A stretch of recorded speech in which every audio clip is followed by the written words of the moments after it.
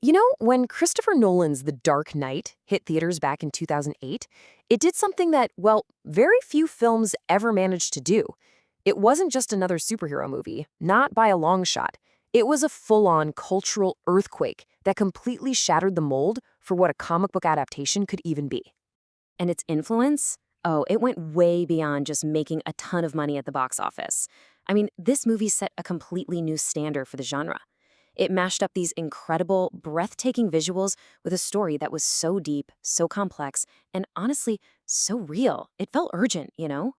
So you gotta ask, right? How did a movie about a billionaire who, let's be honest, dresses up as a giant bat become this? This legend? What is it about this film that hits so hard, even all these years later? Well, that's exactly what we're gonna break down today. All right, so first up, this was a film that just completely broke the mold. And that all starts with its revolutionary approach to filmmaking. This was a vision, really, driven by director Christopher Nolan and his incredible cinematographer, Wally Feister. And you can totally see their commitment to realism in every shot. I mean, Nolan and Feister were looking at these gritty, realistic crime movies like Michael Mann's Heat. They wanted a Gotham that felt, well, tangible, a city you could actually imagine existing. So what did they do? They shot it in the real world in Chicago, turning the city itself into a character. And here's the kicker. They were the first to ever shoot a big feature film using those massive IMAX cameras. And trust me, that was no gimmick. It created this unbelievably immersive experience that just pulled you in and made everything feel epic. It was like you were standing right there on the streets of Gotham with them. Okay, so the visuals are obviously incredible, but underneath all that is a screenplay that is just so smart. It's built around one simple but totally devastating theme that puts every single character's morality to the test. And that theme is this: desperation pushes people to do self-destructive, chaotic things. This idea is literally the heartbeat of the whole movie. The script, which was penned by Jonathan and Christopher Nolan, just relentlessly puts its heroes in these impossible spots. It forces them into choices that are destructive, chaotic, choices that make them betray the very core of who they are. I mean, just think about Batman for a second. This is a guy who lives by a very strict moral code, right? But out of sheer desperation to stop the Joker, he does things you'd never expect. He tortures a suspect for information, a huge no-no for him. He builds this citywide sonar device that spies on every single person in Gotham, basically trading freedom for security. He becomes the kind of big brother figure he's supposed to be fighting against. And then he takes the fall for murders he didn't even commit. Every single choice is another step into the darkness, another piece of his soul compromised. And then you have Harvey Dent's famous line, which just perfectly nails this entire conflict. It pretty much sums up the whole movie, doesn't it? It's this chilling warning that, hey, even the best of us can be broken if you just push hard enough. Now, this is where things get really cool. The filmmakers didn't just write about this conflict between order and chaos. No, they filmed it. They baked it into every single frame, creating this brilliant visual language that shows us the battle between Batman and the Joker. Wally Pfister's cinematography here is just masterful.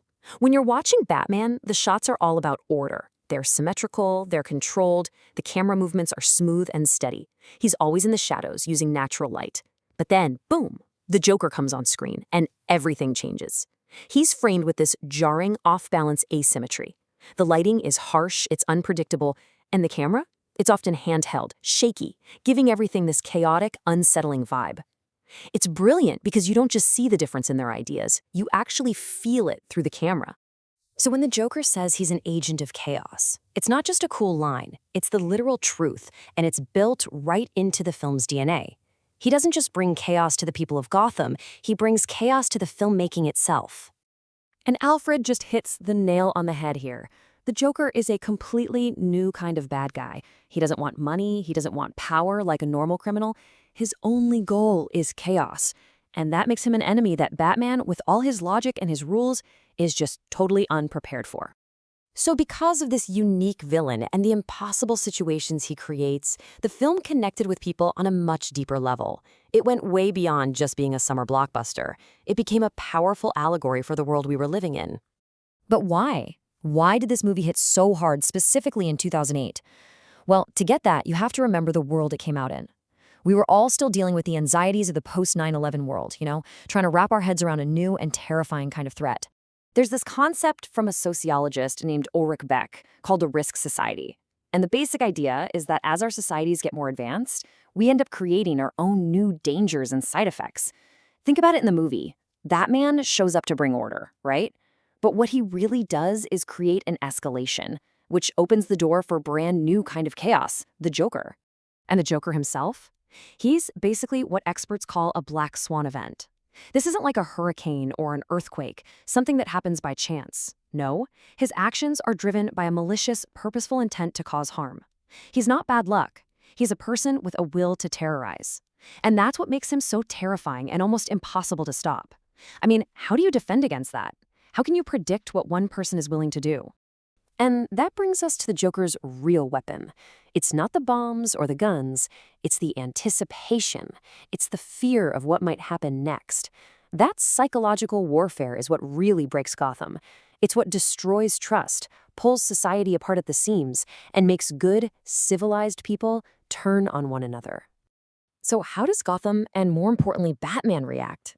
Well, to find the Joker, Batman builds that sonar machine that spies on everyone in the city. A massive violation of privacy, right? And this was a direct reflection of the debates happening in the real world at that time. It asks that huge question: how much of our freedom are we actually willing to give up just to feel safe? And all of this leads us to the film's incredible and honestly devastating ending. The fight is no longer just for the streets of Gotham. It's a battle for the city's very soul. See, the Joker's final play isn't to kill Batman. It's to prove a point. He wants to prove that anyone, even the best of us, can be broken. His plan is to corrupt Harvey Dent, who is Gotham's shining white knight.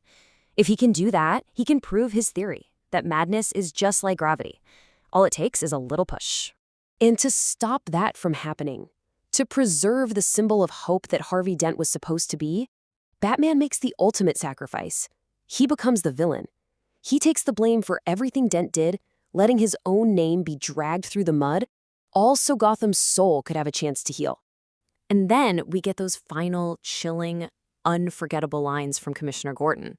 He gives Batman his new, tragic title.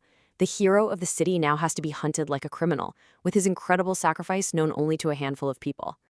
In the end, I think The Dark Knight lasts because it's a story for our complicated times. It makes us ask what heroism really means in a world where good and evil aren't so clear-cut, a world where fear is used as a weapon, and where sometimes to be the hero, you have to let everyone think you're the villain.